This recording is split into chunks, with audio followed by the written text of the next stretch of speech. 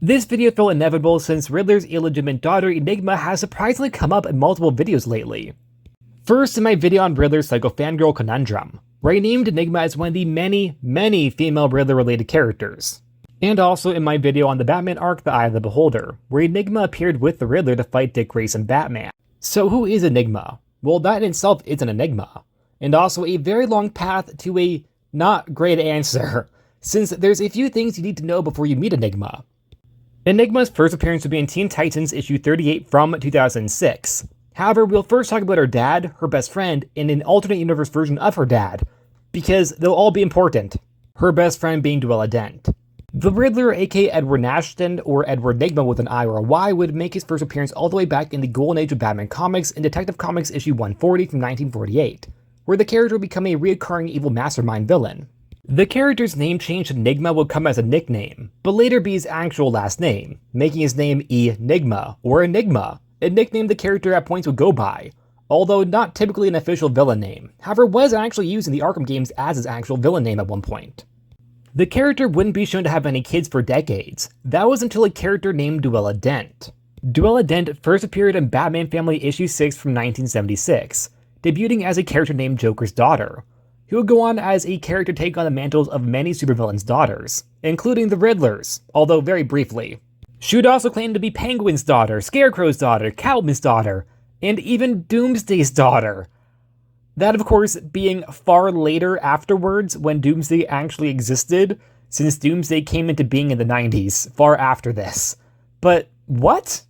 It would later be revealed that Duela was originally Two-Face's daughter. However, that would also later be retconned in Countdown from 2007, that she was instead the daughter of the Crime Syndicate world hero versions of Two-Face and Joker, with Two-Face now being a woman named Three-Face, as to why Duela's last name is Dent. This was during the whole Earth 2 or Earth 3 retcon zone with the Antimatter universe. That is technically not Earth 3. Originally it is Earth 2 of the Antimatter universe, only to then later be Earth 3 after Infinite Crisis. It's a lot. A lot of the stuff from the Antimatter universe would be retconned to being just Earth 3, or just parallel things happening on both Earths, since the Crime Syndicate do exist on both and the characters have the same names.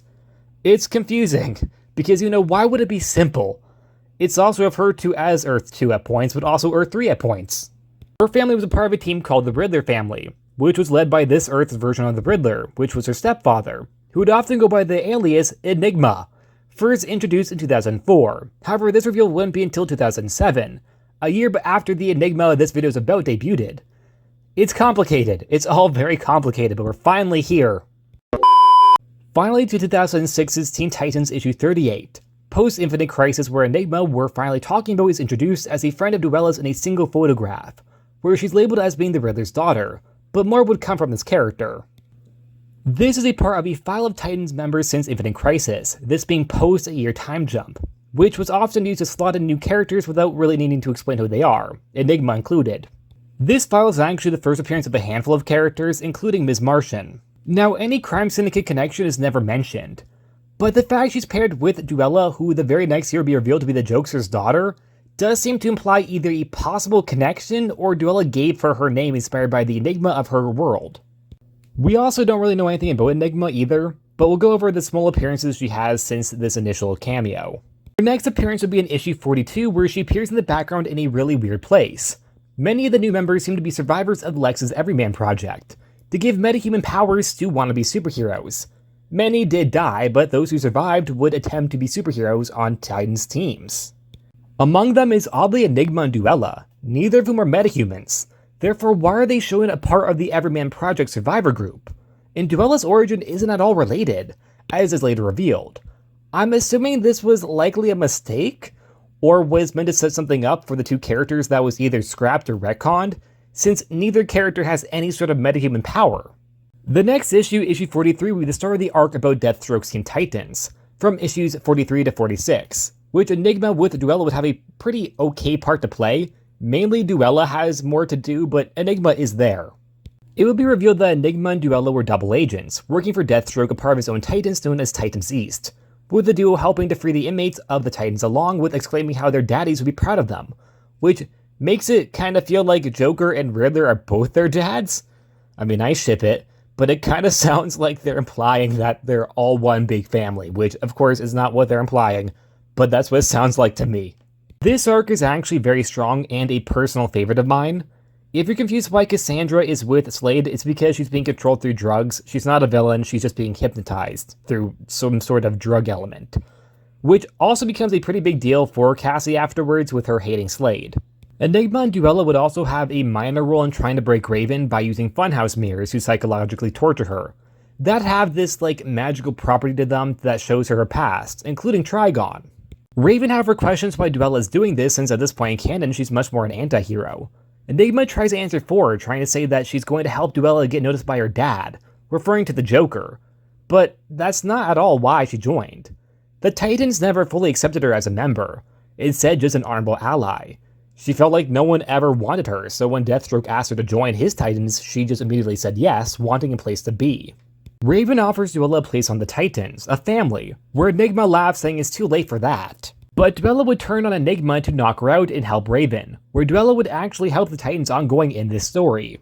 Enigma, however, would stay on Deathstroke's team as a minor backup player. In the final issue of the arc, issue 46 from 2007, there is a big throwdown final battle, which by the way is a great fight. We see Enigma get taken down by Ms. Martian and Duela. That just seems like overkill. Duela could have handled it by herself, but no, Ms. Martian jumps in. Magon turns into a fucking serpent to take down a chick that makes riddles. Not even good riddles. That just seems mean. Hi, this is Editing ESC Comics, and I just realized that this was actually Beast Boy, not Ms. Martian, which is still overkill. And I'm also kind of embarrassed because I just went on that whole rant about it being Ms. Martian, and it was Beast Boy. Enigma wouldn't appear again in mainstream comics until Batman issue 704 to 707 from 2011, in the Eye of the Beholder arc, which, like I previously said, I made a video on.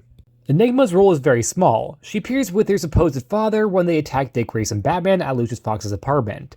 This is also the first time that we see Enigma and Riddler appear on panel together, where Riddler seems to recognize Enigma as his real daughter at first, at least. It would be revealed in the arc that came afterwards that they were hired to fight Dick Grayson by Duela Dent.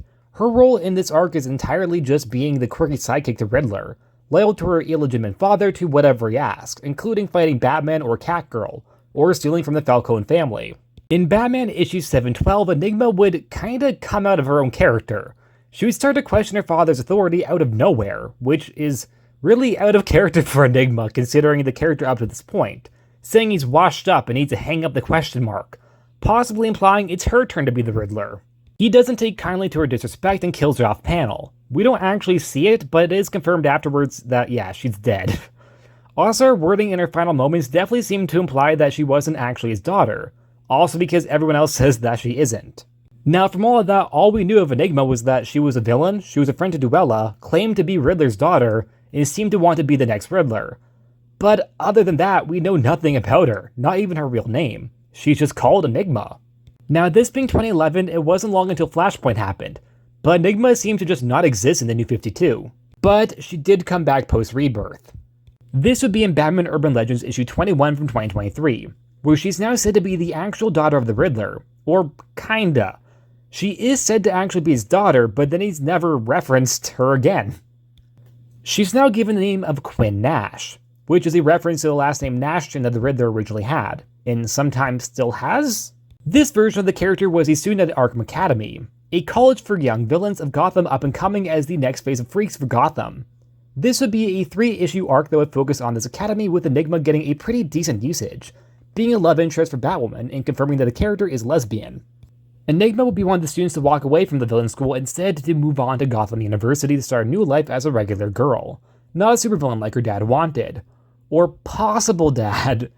I'm still not fully convinced because he never mentioned her after this, so I don't believe it. I don't think that he's actually her dad in this reality either. This version of Enigma is very different than the version that came before her. While more was added to the character, what was done was a little strange to me. I really don't like the whole secret supervillain college. It feels very tacked on and doesn't make a lot of sense. I understand that this is a world with superheroes, but it feels very Silver Age. I also don't like that she got redemption. I don't think she needs it. We have a lot of Gotham female villains to be redeemed. They almost always are. We need some baddies to be baddies. I do think that the idea of Enigma paired with Batwoman is also a little questionable, considering the fact that Enigma is so much younger than Batwoman, and so much inexperienced than Batwoman. I also think that Kate just genuinely has a better relationship with Renee Montoya or Maggie Sawyer than Enigma. Of all characters, why Enigma? She was a literal child the last time we met her. Enigma has also appeared in other iterations outside of mainstream comics too.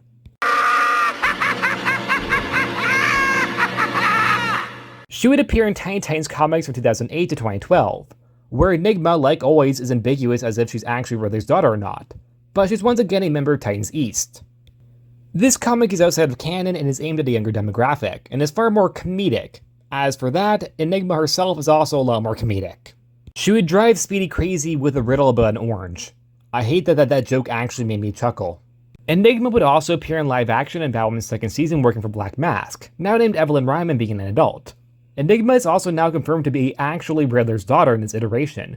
No ifs, no buts, is actually his daughter. She's a psychiatrist who'd use hypnosis on her victims, including Alice and Ocean. She would later be killed by Ocean in revenge for having erased his memories. Enigma as a character is what she is, a copy or spin-off of Duela Dent. However, that doesn't mean she can't be interesting. And I have to say the place I like the character most is ironically Batwoman.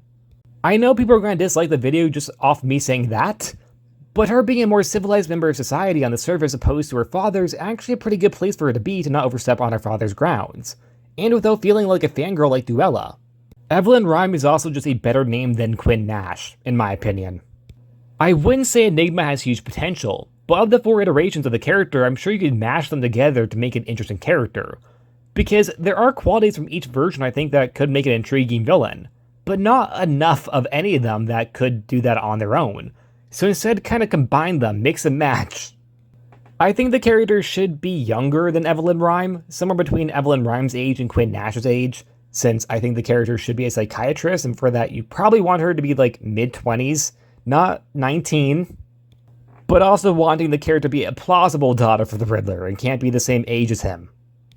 There were also some fun elements from the character from pre-Flashpoint and also the Tiny Titans comics, that the character was more quirky, which you could also use, which I think is a kind of nice element to the character, in my opinion. It has a layer of connection between her and Riddler, since her and Riddler are both very quirky villains, or Riddler used to be and sometimes he isn't, but I do like the idea of her having that with her. I have no idea what you could take from Quinn Nash, though. I really didn't like Quinn Nash at all. But I'm sure there is some quality from that character you could use for Enigma going forward. Or you could just ignore all of them and not bring the character back. That's also a plausible option. But I do think there is something here. Not a lot of potential, but maybe a glimmer. And that's it. Like always, please like, subscribe, and I'll see you guys next time. Bye!